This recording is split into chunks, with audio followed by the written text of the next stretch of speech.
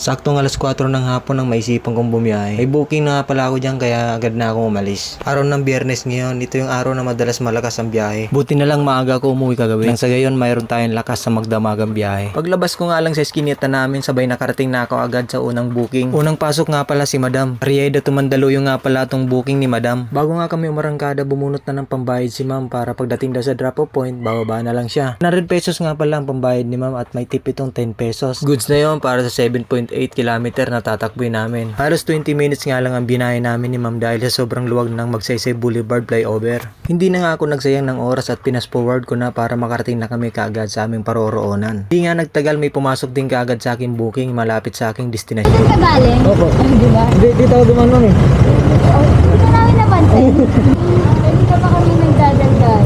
May parada po kasi doon kaya hindi ko makadaan. Ligot pa ako.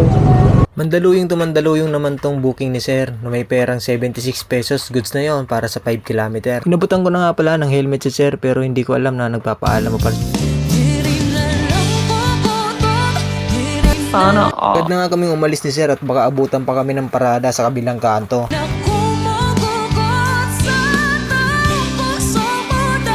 Hindi nga nagtagal at nakarating din kami sa aming paroroonan. Tinamad na nga rin ako ng mga oras na yan at umuwi na at biglaan na lang akong nawala.